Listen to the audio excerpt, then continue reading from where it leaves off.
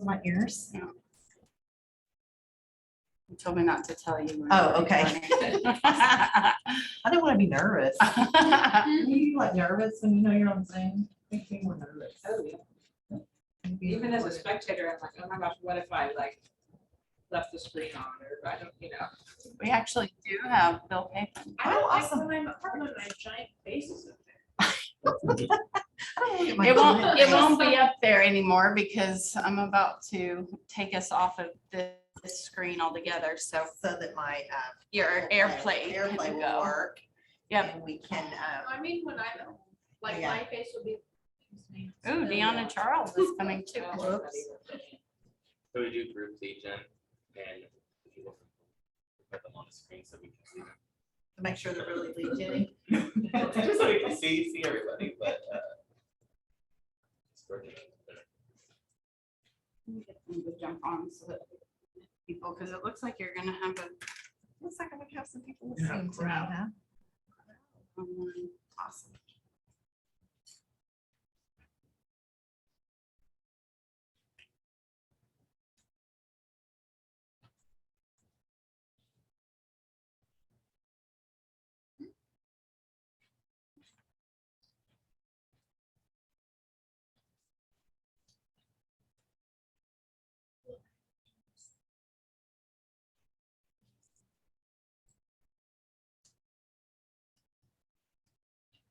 Good morning, everybody.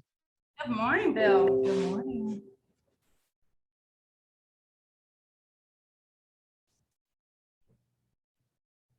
So once we switch over to my air, are they gonna be able to see that? They will be able to see from the camera. Okay. I'm gonna zoom it in a little bit so that they can see, but I don't think they'll be able to see. Super well. Yeah.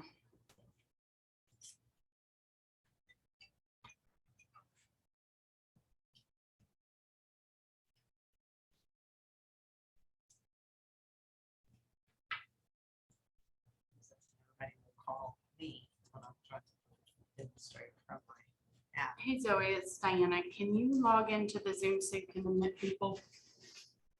Okay, thank you.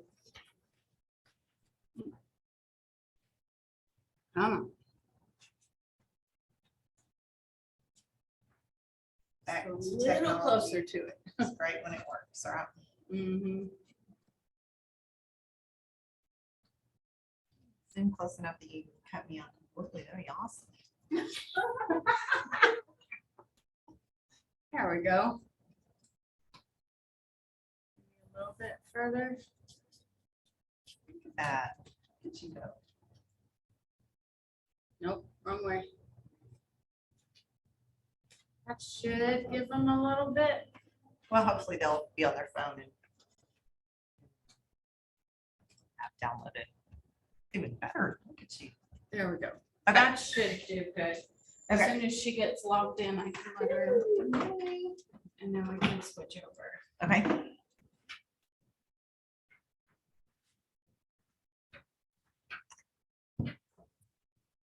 Start talking if you You want me want. to start talking? Do If you want you to? want to.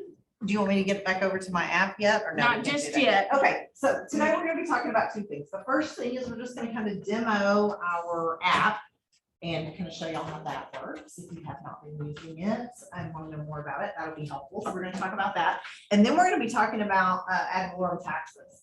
This is the great fun time of year when taxes become a contingency at the end of the deal because sellers don't realize that they're having to pay taxes twice. So we're gonna talk through that and hopefully help you guys understand that and be prepared should you have a closing that that is going to affect. And that class will give you 1 hour of CE if you want it, and you just sign in before you, or sign out before you leave and give me your $10, and I can turn that in for a 1 hour CE if you would like to have it.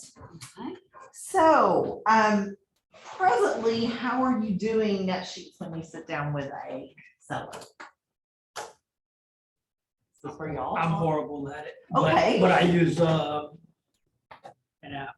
Okay, you use an app presently. Okay, well, why do you think you're horrible at it? Well, it's just like, because I always tell them, and I think it's the right thing to do, is just say that it's a. Right, it is Because, an estimate, right? because there's so many variables in there, Right. like you can't just leave everything as it is standard. You have to go in there and change who's paying time policy, who's paying service, and all these different changes and like miss one little thing, like changing the taxes or something, that it can throw things off, and Potentially. I'm just like afraid to give them something and then they be like, Could be wrong. Okay, so obviously this is an estimate, but I don't know, I know the Trek rules, whenever you guys are doing CMAs, you have to provide a copy of that CMA, right? An estimate of value for your broker, you guys are having to do that and keep records of that, right? I don't know, this is required, but we do anyway. Yeah, we're supposed to be doing that, all right? We're supposed to be doing that. I do what I did. When we what I was do supposed to comparative market analysis, we're supposed to keep those records too, okay? So likewise, when you're doing a net sheet, I would think it would be really smart to hold on to that as well. What I have found most of the time using our app, your net sheets are going to be high. They're gonna be a little bit, we're gonna tell you they're getting less money than they actually end up getting when we're talking about seller nets. You should be good. I told her to let me know if I break Zoom. We have not done that this way Okay, so before. let's see if we can get back on here then. Come on, look at us There we go. Okay. So today we're just gonna look at this app and how to use it to your advantage. I believe where it's most helpful is when you are sitting down with a seller and you have multiple offers. God, what don't we wish those days are back? When we had multiple offers and you were comparing all the offers, if you put each one of them into the app and print the net sheet or email them the net sheet, you're gonna have that right there in front of them for them to compare the offers strictly against the numbers, right? And as we've been being told, we don't want to do love letters and we don't want to do all that stuff, right? So we just want to look at the numbers. So this app and an estimated net sheet is a great way. Now y'all get to see my husband. Okay, is a great way for y'all to figure this. So in your handouts that I brought for you, there's an app for that. I start out with actually the setup tab, okay? And on the setup tab, it is super simple to set up an account. I obviously already have one, but it is super simple. We don't track it. We're not going to kick you off if you don't send us business. I had a competitor who did that. If you didn't send them enough deals, they'd kick you off their app. We're not going to kick you off our app, okay? We want you to use it to help your business. Obviously, we want you to use us, but this is a tool we want you to have, whether we're getting to close you or not, okay? Another great feature about the app, well, you can also visit our website. If you click visit our website, it's going to take you right to trnt.net, maybe. Yep. It's going to take you to our website if you needed something from there. It's easy to access from our app as well. Okay. Now that if I can get back out of here will be the question. I use your app for my net sheets. You do? It always seems easy to me. Does it seem to be pretty close for you? Yeah, I think so. Yeah, I find it to be pretty close from the folks that are using it, okay? So set yourself up an account and then you are ready to go. I think in your handouts, I started with a buyer estimate. And obviously a buyer's estimate is gonna be a little more complicated. You're gonna have a few more numbers, right? You're gonna need to know what terms and that type of thing from their lender. And you may or may not have that, but it will give you a ballpark of what you're gonna need to close, okay, as far as money to close. Super simple. You start out with naming it. Okay, who's our person here? So we're gonna go crazy and call them the Joneses, okay? And we're gonna close this deal at the end of October, and it's gonna be a $350,000 sale, right? It says realtor commission there, so if the buyer is paying a commission, you would put that there. If the buyer's not paying a commission, obviously you would skip that. You're gonna go down to taxes, and when you hit change, it's gonna pull out all the different taxing areas that we have. So obviously, we're gonna play like this one's in Denton just for fun. So you're gonna scroll down here and you're gonna pick Denton, right? And it's gonna pull that tax rate over for you, okay? And if we're closing this in October, the end of October, you can see that they're gonna have a tax proration of $59.19 is what they're gonna get from the seller to go towards the taxes that'll be due at the end of the year. Okay, you go on down, you look under tax proration there, you can see an HOA tab. So if it's in an HOA, you would want to put the dues there, whatever that would be. Okay, credits, this is where you would put their earnest money in. This is where you would put your option fee in, because obviously those are credits. at closing, okay? Super simple, right? You hit save. Going down, if you have lender fees, if you know if they're paying origination, if you know if they're buying discount points, appraisal fees, you can get all of that from your lender to figure up your lender fees. Okay, save that, go down to the next tab, your title fees. Obviously, this is where you're gonna say who's paying for the title policy, right? Super simple. You can also put in survey cost if you're doing that. Our escrow fee is automatically on there. We also figure about $150 recording fee, 18 e-recording, and a courier fee is usually on there just as a little bit of a pad just in case. Okay, I'm gonna save that. Then there's a miscellaneous fee. So if there's anything else that you're aware of, there's a place to put that as well. Okay. And then once you get down to the end, you can say preview. Okay. And then it's going to give you those numbers in a format that you can then email to your client or text it. Either way, there's an option at the bottom to text or email. If you hit email, you put in the email information. You can also put a note to them and hit send. Okay. So the Sellers tab obviously is very simple, is very similar.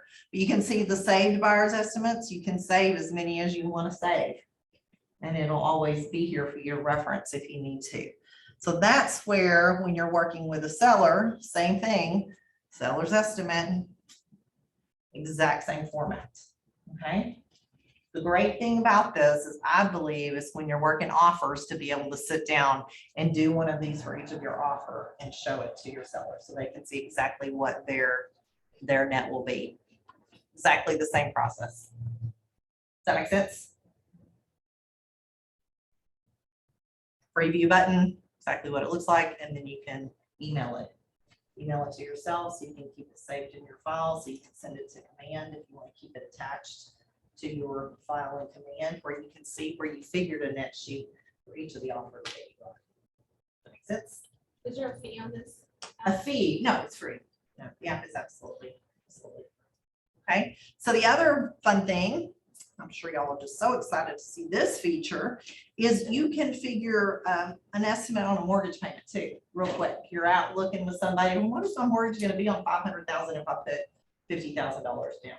Super, super simple. Let's just figure that real quick. So if I am buying, if I'm getting a loan for $500,000 for 30 years, and yesterday I heard our rates are at 6 3/4, so we'll do 7 for fun. The home is worth $600,000 for fun. Next, the annual taxes on it, because I looked at an estimate a minute ago and I got the taxes. So the taxes on this, let's play like it's $8,500. And our insurance is going to be 6, probably going to be more than that. They're not paying PMI, so calculate that, and it's going to give you their estimated payment. Okay. Questions? Super simple. Another awesome little feature is when we're talking about title premium calculator. When you're asking a buyer to pay your title premium, or you're offering for a buyer to pay title premium, you want to know exactly how much that is. The app will tell you that. Super simple. A $500,000 transaction. And it'll be $29.40 for the base premium on title insurance. Okay. What else? What other questions might you have about the app? You say you're not good at it. Why do you think you're not good at it when you're doing a site? It's not that I'm not good at it, it's just that I'm not. You're leery about doing them? Yeah, I'm just don't want to be off, you know what I mean? Like thousands of dollars, you know what I mean? Like if it's a Well, you couple, don't if it's a couple of bucks, like you're like, okay, it's, you know, a couple of dollars, but if it's like even $2,000 difference, then You need to be able to explain it to them, right? So oftentimes, I would think most of the time when you go talk to a seller, they're gonna want to know about what they're gonna net, you know, right? Where I see mistakes most often is in taxes, right? They got your estimate doesn't prorate the taxes properly. yeah, I mean, the only reason I am comfortable is because as long as I use the same numbers and all the estimates and just change the like offer price and all that, Right. then it should pretty much Like, even if it's off, it's the best offer is still the best offer. Right. Regardless. Right. But on a seller's estimate, gosh, you're going crazy over here, phone. On a seller's estimate, the only numbers that you're gonna jack up is really commission and taxes for the most part, because they don't pay a whole lot. They pay an escrow fee. If they're paying for a new survey, you would put that on there. So it's pretty, the app on this is pretty consistently correct or close to correct. If anything, they're gonna be getting, you're gonna show the app is getting less money than they actually walk away with. Does that make sense? A lot of the other apps, at least that I have used, they don't let you, like, they don't go into that much detail, Really? unless I use them all. I love that. Listen, I don't know what I'm doing. This one has enough, this one goes into pretty good detail. If you sit this down side by side with a, not necessarily a closing disclosure, but a HUD one, the olden day closing disclosure like we use, it's pretty dead on every time. It's pretty dang close. Okay. How else, Monica, do you use it, right? Yeah, I'll use it, but I also have one from back in the day that was an Excel sheet, Oh, okay. and so I just plug in those numbers Your on Excel sheet. on the Excel that was from you guys. Yeah, That- yeah, a long time ago. Yeah. Right. So Sean, how do you use it? I use it especially, I even use it with buyers when we were having to think about different offers. Uh-huh. I'll do it like that, and then I'll do the same for sellers, and I usually just, I'll have like different price ranges, or if it's multiples, whatever. Mhm. But I find it's pretty good. I mean, you have to do your homework up front to look up and get your taxes right and all that. But it's pretty easy, I think. Yeah. And it's a quick way, and I always just tell them it's an estimate. Right, it's not, obviously, when we get to the closing table, it's gonna be the exact number, but this is gonna get you really close. Yeah. this is a good Especially working idea. with sellers. Yeah. Because you don't know in the beginning, are you gonna end up paying for some repairs? You're not gonna know that, at contract time, or even at listing time. And I think at listing time is where you probably use it the most, because you're trying to decide price, they need to walk away with X. So what do we back into, what's their bottom dollar they can take as a contract and walk away with X? This will help you. Okay. That's how I would use it. In the olden days, for real, like in the olden days, 30 years ago, when I first started doing this in 92, we did this by hand. Right? We had a printed sheet by hand, and on every single listing, we would write in what our estimated net was. Based on if we list it for this, get a contract price for this is your estimated net. We'd have the seller sign them, and we would sign them and we'd keep them in our pocket. In fact, before we scan things into anything, but we would have it in our paper file. So I think there's a lot of different ways to use it. I think you need to be providing something other than a guess. I think it's really important to know what the existing loan amount is, close to what the existing loan amount is. What somebody thinks they owe and what they really owe may be different. So ask for a mortgage statement. So you're gonna get pretty close when you're looking at a mortgage statement, as long as they're not behind on their payments. for months and months. How do you get that? You call for payoff? Is that how you?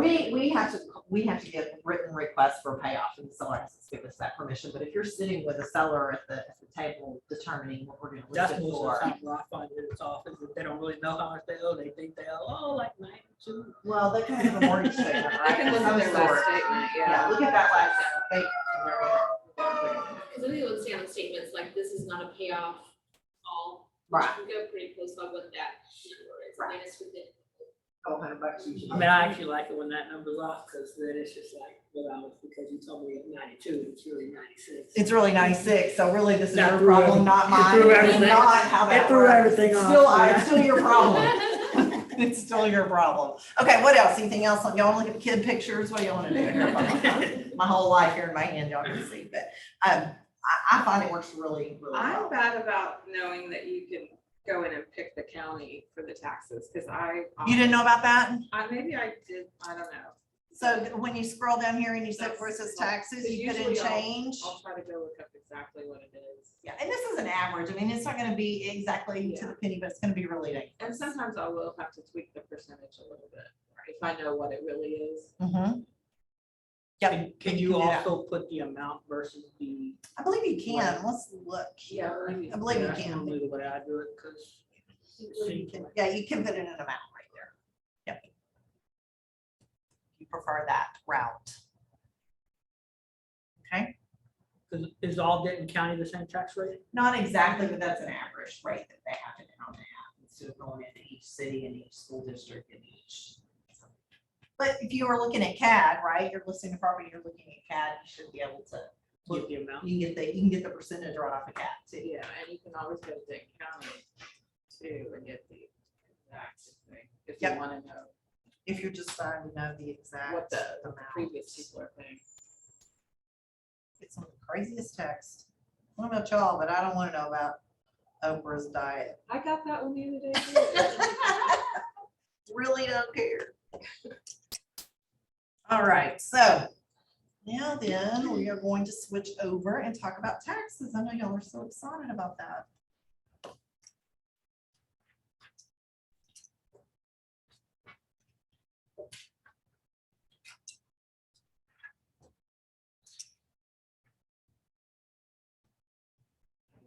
Has there been an update to the app? I don't know if I've updated anything. We're about to get a brand new app. No, I'm gonna teach all this one, but we're getting a new, supposedly upgraded, better one. We'll see after the first of the year, but for now, obviously, this is what we are using. Okay.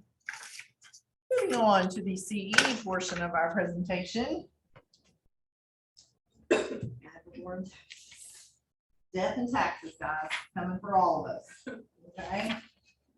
All right, so obviously our property taxes is assessed according to a property tax is assessed according to the value of the property taxpayer owes, because property taxes depends on the value. They are called ad valorem, meaning according to value. Some fancy word instead of just saying according to value, they had to throw some, I guess it's French word in there or something, or maybe it's Spanish, is it Spanish? I don't know. Latin, maybe, I don't know. According to value is what ad valorem means, okay? A tax lien is automatically, y'all may not know this, but a tax lien is automatically placed on real property January 1st, but it's not recorded, right? But there's a tax lien that's placed there, unrecorded lien, until it is, until the tax bill is received, right? If they don't get it, then they're gonna file that lien if they don't have payment, right? A tax lien is superior and cannot be barred. You're gonna have to pay your property taxes, no matter what, you're not getting out of paying property taxes, okay? They're due on October 1st. And taxes are payable when the taxpayer receives the tax bill, okay? Now, we all know that they don't get their tax bills out by October 1st, so how do you get a payment if you don't know how much they are, right? But around the 1st of October, they should be coming out. So you can see it's difficult to determine, so we use the date on which the tax bills are mailed out by the taxing entities. So the counties will tell us, we mailed our tax bills on October the 12th or whatever, okay? So assessors and collectors, that's who's in charge, our central appraisal district and our taxing authorities, okay? That's who's in charge of our property taxes in the state of Texas, okay? And these are kind of our phases, right? January 1, we have an appraisal value, equalization phase, assessment phase, and collection phase. So you guys understand the different sections, okay? Equalization phase is when we're all complaining about what they are charging us, right? And we all go and protest, and most of us lost last year, right? And then the assessment phase is when they're getting all of that put together and getting it out to the taxpayers. And then supposedly collection is October 1 through the end of the year, okay? That's when they're expecting people to be paying their taxes. So how does title insurance help you? One of the things that a title policy does is it insures unpaid taxes and assessments. So what does that mean? It means we're going to make darn sure they're paid, right? Since we're ensuring that they have been paid, we are going to make sure they've been paid. So when does this get sticky? And this just shows you in your title policy where it talks about that the taxes are paid, okay? Insures against loss from unpaid taxes. Okay. I don't really care about that. Okay. This is just this class is also taught to escrow officers, by the way. So to junior escrow officers. So they're talking about where in the title policy it shows that the taxes have been paid, okay? So that's what that's talking about. So let's talk about what happens if we're doing a closing sometime after the tax bills come out and before the taxing authority shows that it's paid. So here's what happens. Your seller is closing on October let's call it the 28th. And property tax bill is not showing paid yet, right? But Mr. Seller has been paying in to his escrow account all year long, from January 1 to October the 28th, in his payment, a portion to pay those taxes. Okay, so he's coming to closing, and the title company is going to make him pay those taxes or give a credit to the buyer for those tax bills that has not been marked paid yet. And he's gonna say, but I've already paid it all year long and now I have to pay it again? Yes, the answer is yes. And he's gonna get that money back from one or two places. Either from his lender, because our check got there first to pay the taxes, or he's gonna get a check back from the appraisal district because the lender's check got there first.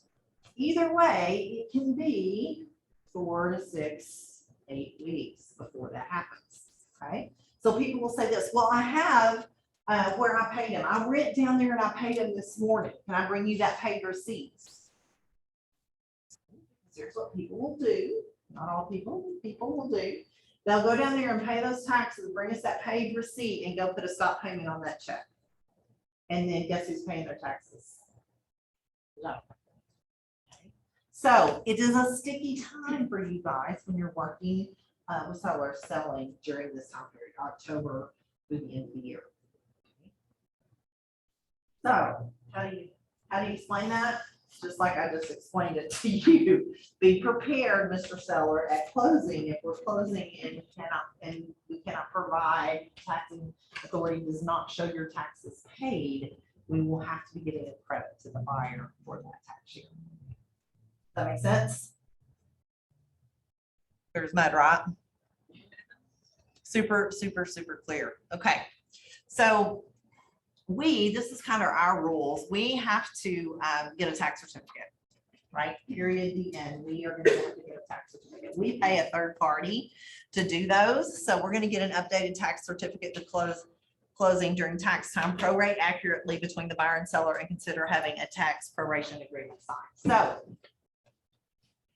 what a tax proration agreement is, in your 1-4 contract, it says in there that the taxes, once the tax bills are out, if they are not, if they weren't prorated correctly, the buyer and the seller will work that out between them.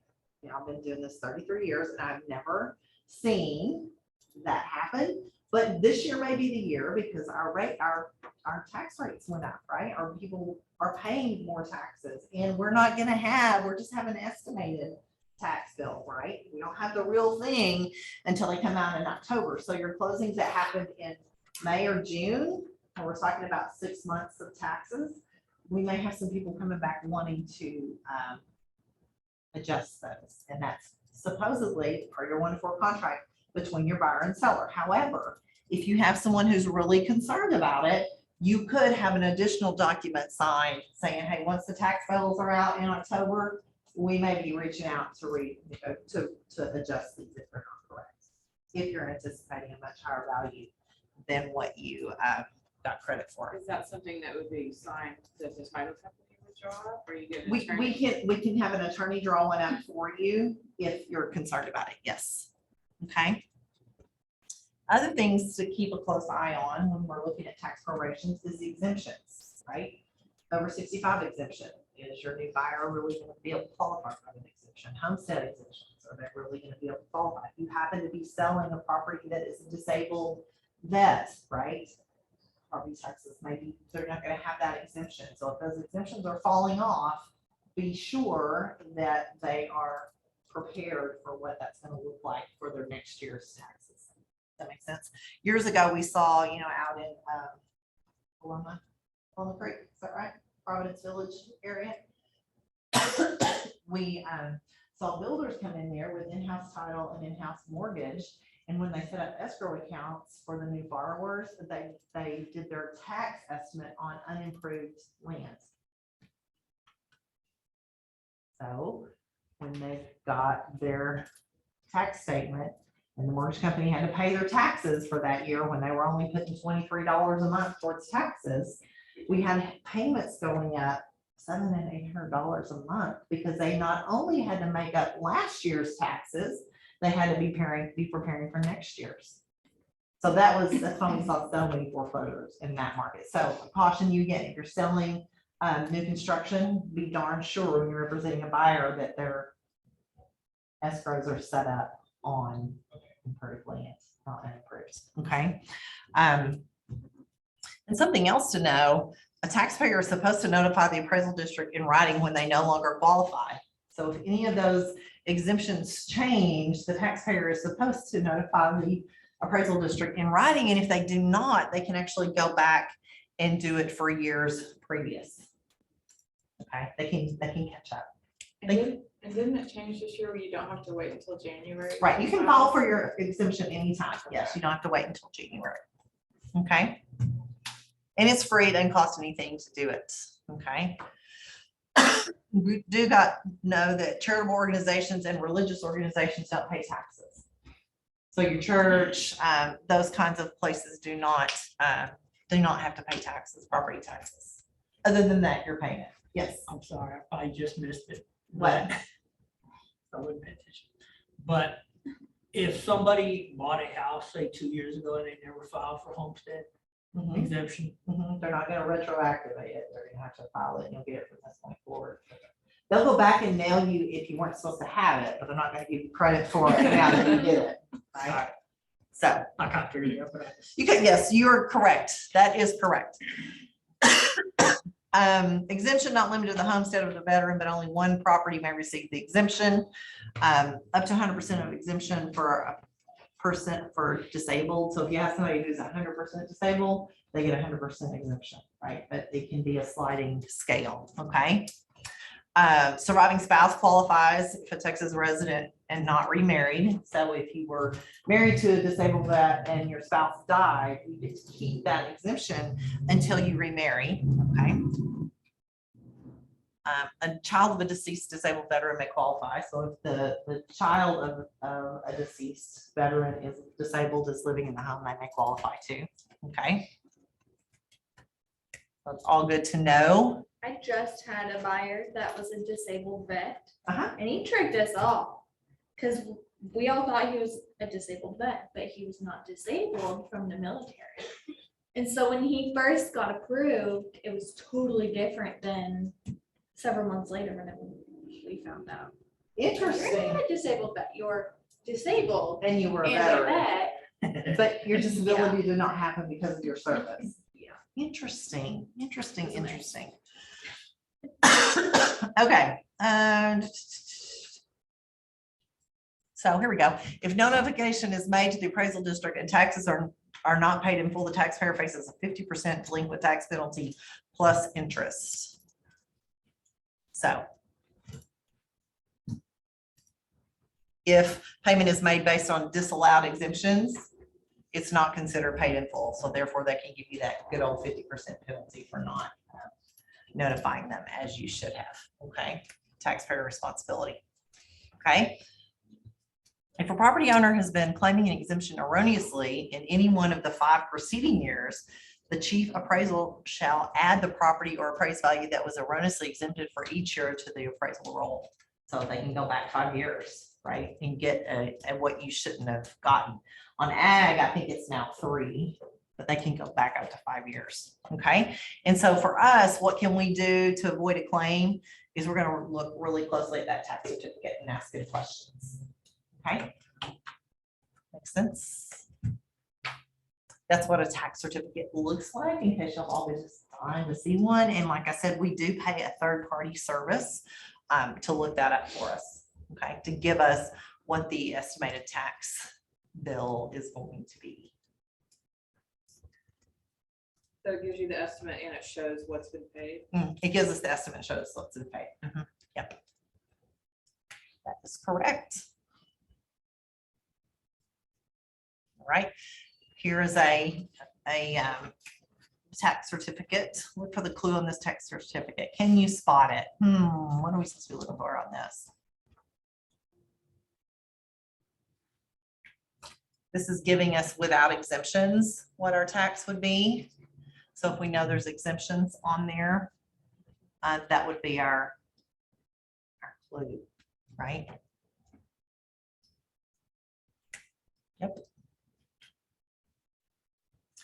So for us, when we're talking about being sure that we're not prorating exemptions, check the mailing address for the seller to see if there might be another property where the seller is living and claiming a homestead exemption. Yes, now we can't have two homestead exemptions, right? So if they're claiming a homestead exemption, but we've been corresponding with them at an address somewhere else, we're going to want to ask that question, okay?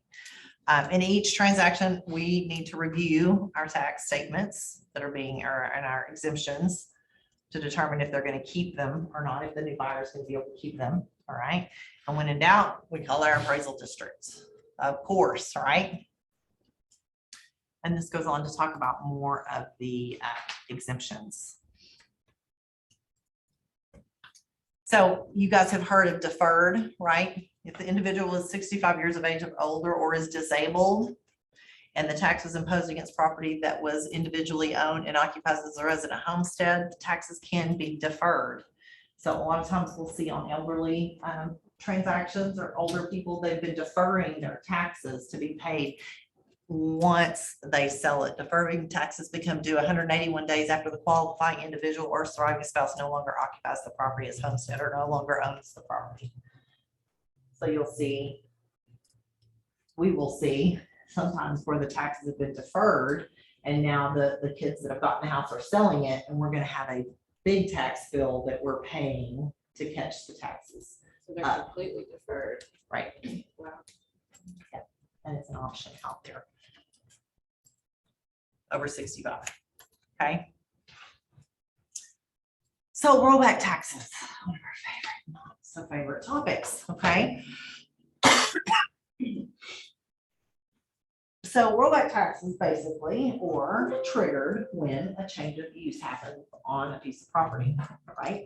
So Mr. Farmer decides to sell his land and now a person buys it and they're going to develop it, right? So it is a negotiating point as to who's going to pay those rollbacks, but they are going to be triggered, okay? And it's a negotiation point in a contract as well as rollback taxes, who's going to pay them. And I guess it really depends how well you are negotiating. I've seen it done both ways. I've seen sellers pay the rollbacks that are going to be due on the property, and I've seen the new developer pay the rollbacks on what's going to be due on the property. But basically, if they go back 3 years and they take the ag exemption off, and whatever that difference in tax would have been for those 3 years is the rollback amount that's due. Okay, when we're closing and there's going to be rollback taxes triggered, we're calling the appraisal district to get the number of what that's going to be. How much is that going to be so we can collect it at closing? Why did they go back? Why didn't they just change it going forward? Just greed. Well, I mean, the tax laws say that they can go back for 3 years. So I don't know what the reasoning is behind that. I just know that is what they do. Okay. The house always wins. What'd you say? Said the house always wins. There you go. All right. This goes on and talks about the exemptions and assessed value, alternate appraisal method. The tax benefits are reached much differently. Qualifying properties assessed based on its production value, which is lower than fair market value. Okay. So a farmer making hay is not going to make nearly as much money as a developer who is selling lots, right? Okay. Agricultural appraisal method available for acreage owned by an individual or family. Primary occupation is farming, ranching, or other agribusiness. The property is primarily and exclusively used in that business. Or an open space appraisal method does not require the owner to be a full-time farmer or rancher. The property is just primarily for agricultural, more broad for property eligible. So like my property outside of our acre where our house sits, our 30 acres is ag exempt. We don't own the cows that are on it, but we lease the land. So we are probably under an open space appraisal method.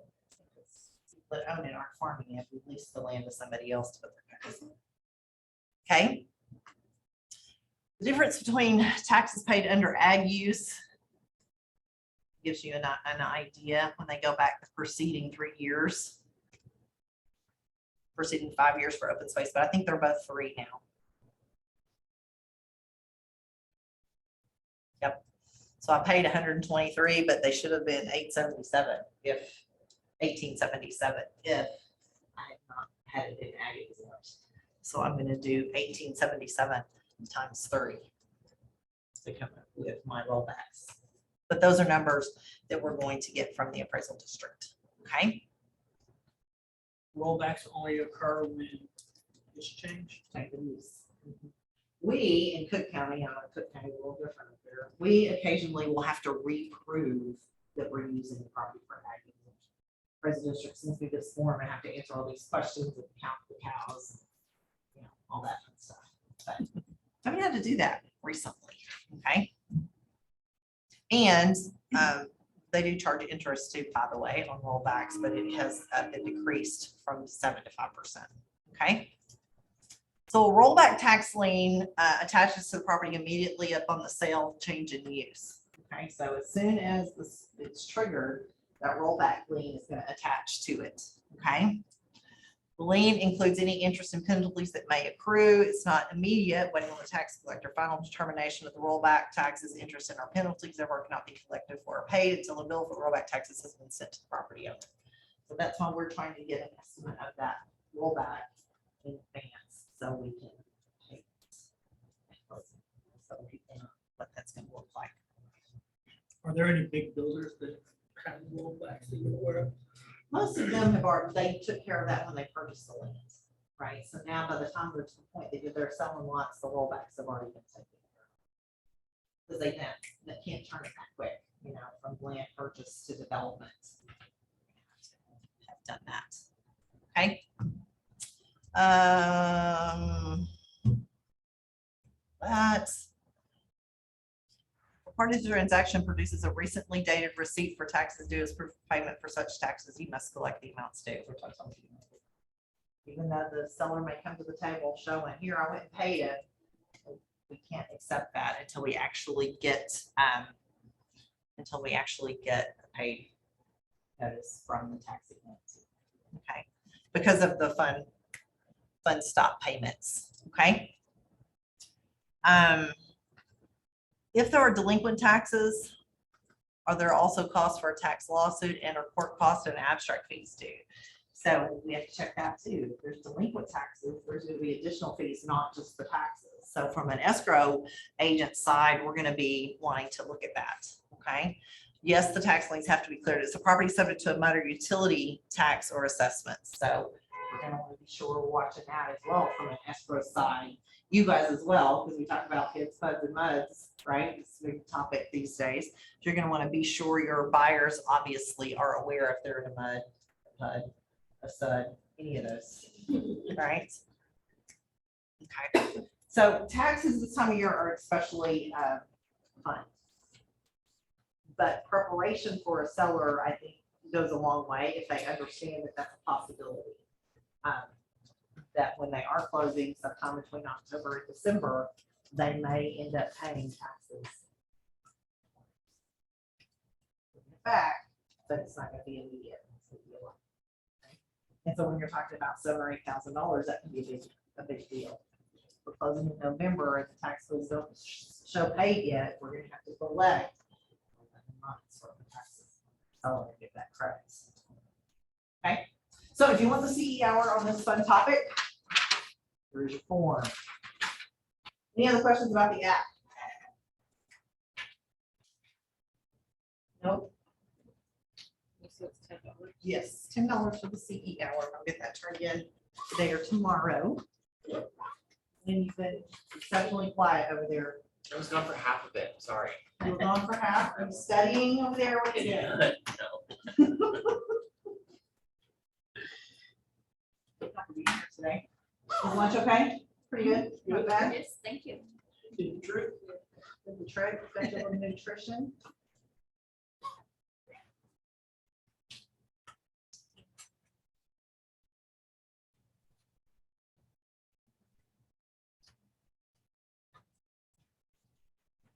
Yes.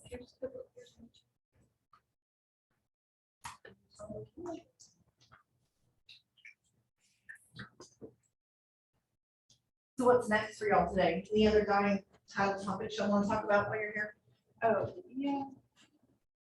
I have the hardest time understanding and explaining shortages in area, Okay, you know, will or will Okay. not. so when we're talking about the survey, we're talking about the additional survey coverage. Okay, there's two different options when you look on your contract, right? If you amend it, and you're purchasing the additional coverage, you will not be covered for is shortages in area on that survey. What you will be covered for, because the title policy exception, you know what an exception is, right? Means we don't cover that, okay? So the title policy exception will be amended to read shortages in area. So we're gonna accept to shortages in area, but we're gonna cover boundary lines, protrusions, and encroachments that are not shown on that survey, they're discovered later. Okay, so we're looking at the survey, think the fence is in the right spot, we're all good, and later we find out that was incorrect. Child policy will then help correct that. Makes sense? How do we go? I'm sorry? What does that mean? We will help correct it. Okay, so if the fence is gonna have to be moved and we ensured, that boundary line was correct on here and it is not, we're gonna pay to get that fence moved. But we're not gonna ensure shortages in area. If later they find out this was 2.2 acres, it was supposed to be 2.25 acres, we're not gonna insure. Because we're accepting two shortages. in area. What if we check that? Additional insurance, basically. Right. Additional insurance to protect you against any unknown thing on this survey. Yeah. Because we're still gonna accept to, if the fence is not on the right line and we clearly see that on the survey, we're gonna accept to that in the coverage. Seems like I had a transaction recently where we checked to add it. Okay. And buyer wanted to add it, pay for it. And then they came back and said, you have to get a new survey because they had added.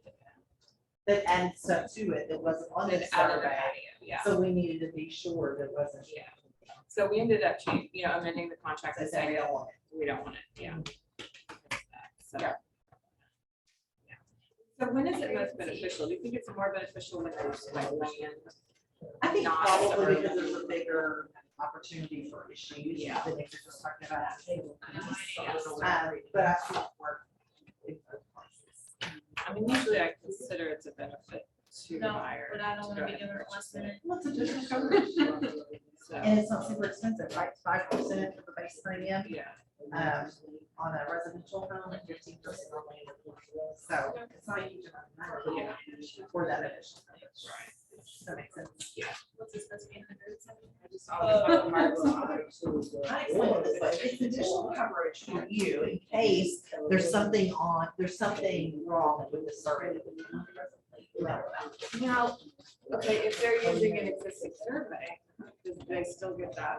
As long as there's not any changes. Okay, even though they wouldn't have a recourse against the survey company, They if might they have didn't purchase through it, us. but they might. I'm a big survey proponent though. Yeah. Survey that is venture to do in case. Yeah. And in that particular time, circumstance, they weren't going to because they're gonna add a pool, and they know they're gonna have to get their own survey. So they didn't want to have to get their survey right then. Patio, so we just took it off. Oh. And there were no power line, there were no utilities or anything that could, we're gonna. It didn't appear to be. Try to get some more of that. On the second. Yes. Hopefully not. Fingers crossed, right? Right. Fingers crossed, okay. Full name or just Where did the- it go? Given it- Oh, there it is. Oh, sorry. That's all right. Gift change. Look at me, rocking the change today. Yeah.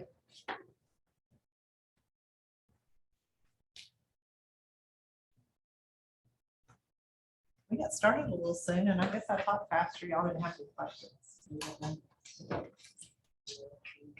Very knowledgeable today. That's all. So Brooke, are you headed back to Weatherford? My friend just had a baby and she lives in Argyle, so I'm gonna Okay. go see the baby. Fun, fun. Awesome. I don't wanna, waste your paper, so here, Oh, perfect. you have it back. Thank you. You don't want my pen either? Like, you can use it later. They don't work too well. They work well for about 20 minutes and then they stop. So I have people who love the pens and I have people that hate the I pens, used to love them. so. I used to love them, but then it stopped working on me, so, Well, I got a new group, yeah. because I had a defective order and they had to send me new ones. Maybe that's what. So you should try it again. But I got me some, and they work. At least you're truthful. That's right. I hate your pens. They suck. I can't believe people frown with them. I love having your notepads then. That's funny. All right, yeah, have a good one. Thank you. See you later. Oh, you know what? I wanted to ask you something. No, you don't like my pens.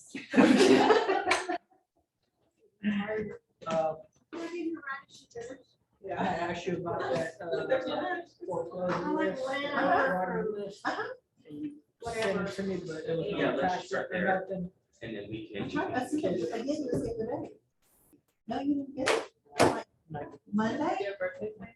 Give me your card. Give me your card. Let me double check and make sure I have you in my database, all right? Maybe I missed that. I mean, you replied to me. Yeah, So, and I sent it again. yeah, but there was no attachment and I just didn't want to keep going back and forth, so. yeah, it's fine. I'll check it as soon as I get back up there. It'll be later this afternoon. And.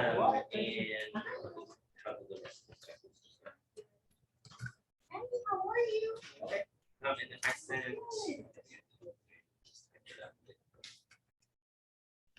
This is Lori. How the heck are you? Okay.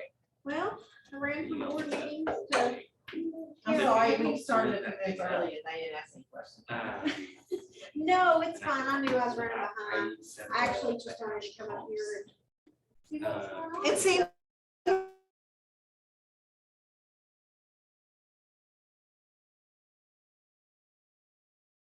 Lunch day. Let's have lunch day, yes. So how were your board meetings this morning? We can look at that together and then have a good follow. I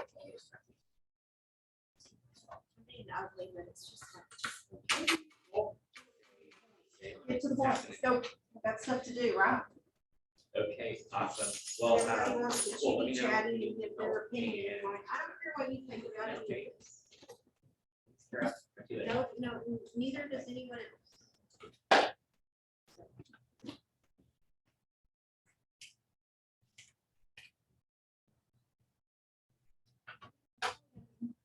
Text from these are homes and every home builder in the planet when they all come sell their stuff. Loving y'all right now, right? They went to Big Six a month ago. 2 months ago, it really is terrible. We had to get in line.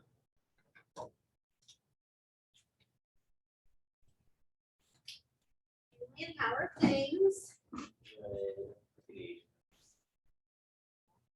What did you say? Helping out your- Oh, nothing I did. Well, Hey, Bo, how are good you? thing, huh?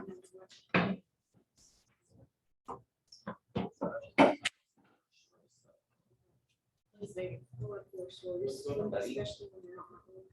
Especially when they're not your own. Especially when they're somebody Today. else's problem. I'm sure You're feeling lost.